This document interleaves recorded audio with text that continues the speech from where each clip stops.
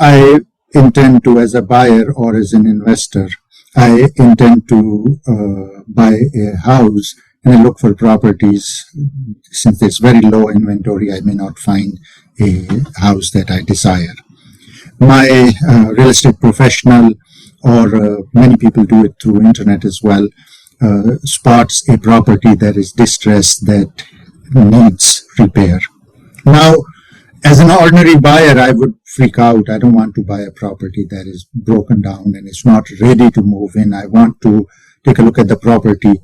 So why should I look at a distressed property? Number one. Number two, so I identify that property and then I look for money. Where do I look for money? Who do I go to? Who can guide me the best? And then how do I determine that, okay, I will buy this house for this much. How much will it cost to repair the house? And then what will be the, I know few acronyms, so ARV, or after repair value for that property? Dr. Khan, I want to bring a little bit of information to our listeners today. Number one, there are a lot of buyers out there that are priced out of the housing market, and there are a lot of realtors and investors that want to get in and improve their community, and in the process, build wealth themselves. It really helps the buyer and it helps the person that's wanting to engage in this rehab program. So let's say you've got a buyer, you're a realtor and you've got a buyer, and that buyer, you cannot find a house in their price range. Why not? Think about this.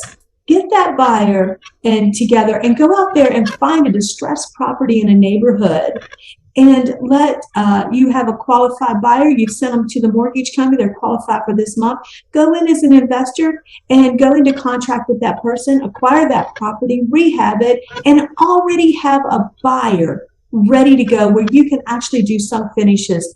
There are so many ways that we can make money as investors and still help our community and the people in our community obtain homeownership. Okay, friends, CPEC.fund, Community Private Equity Collaborative, is a housing and community development fund, and we have several ventures which include a real estate brokerage company, which includes the mortgage company, also title and closing company, and then we are building homes as well. We're always willing and ready to help you, regardless of whether you do business with us or not. With your any real estate related questions, problems, we will be very happy to help you. We are actively recruiting in all of our ventures. So if you're interested in joining our team, you're very welcome to contact us. So Kelly, moving forward, I will invite Argeria to, if he has any concern as an interested buyer, to ask those questions as well. But I want to ask one more question before I give it to her. You asked me why not do that. I'll tell you why not do that. Because there's not enough help available. First of all, realtors do not understand that. Number two, if realtors do understand, if they're fortunate enough to working with a group that understands investment properties or that has dealt with distressed properties, it is very difficult to find out a capable and knowledgeable, experienced repair person who has integrity as well, who is not going to rip them off. And then dealing with, if there's a loan involved, dealing with a mortgage professional who will actually commit to doing that loan and has the knowledge of doing this. All these things come in the way of a buyer, whether they're investors. So I'll tell you two most important things. Either it's cash people, like, and who has so much cash, investors, or investment groups like private equity funds or private groups who raise money themselves and then they do it. If they can't have or raise that much cash, then they go to hard money lenders. Hard money lenders are very expensive, even though money is, rather quickly available, but they're expensive, and not everyone has access to them as well. So these are some of the stumbling blocks. Do you have any insight into any of these things? Well, Dr. Khan, in 2008, many of the mortgage and real estate professionals that had lots of knowledge and tenure in the industry, due to the lack of liquidity, they exited the market. There's very few mortgage or real estate people in the industry that have the knowledge of these programs or that are willing to embrace them to help the community. I'm here as a guest today for one reason, to empower those who join our forum to be able to know about these products and to be able to provide them to the community. That's what we do at CPEC.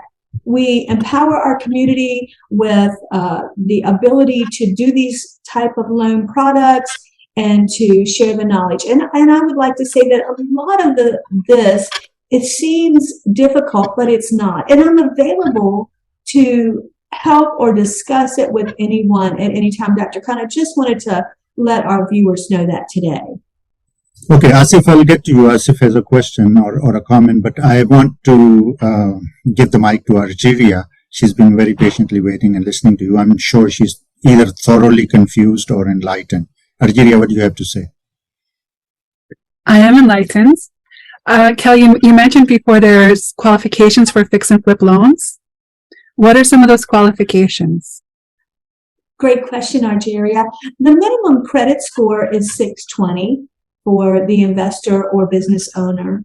The second requirement is, the more experience they have in fix and flip, the better the product rate and term is. Like, if you have no experience, it's always rate versus risk involved with banks or mortgage companies or lenders.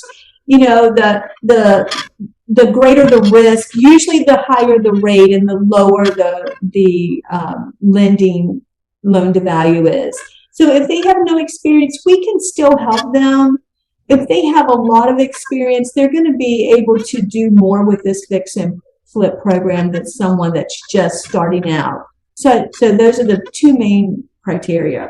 Just lastly, if they're in rural areas and there's not great comps out there, that sometimes can affect it. But pretty much credit score and experience are the two main things that we're looking for. So how do we determine experience, Kelly? If I've done one property or no property, and if I say that I've done 10 properties, how do you figure that?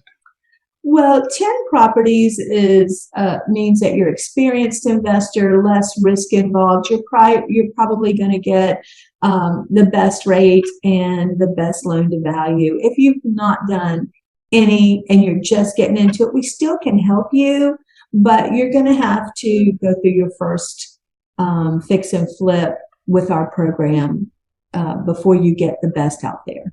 No, but if I come to you and I've never done a property, but I tell you that I've done 10 properties, how will you find out? Because we're going to ask you to name your properties and we're going to check that out. Oh, okay.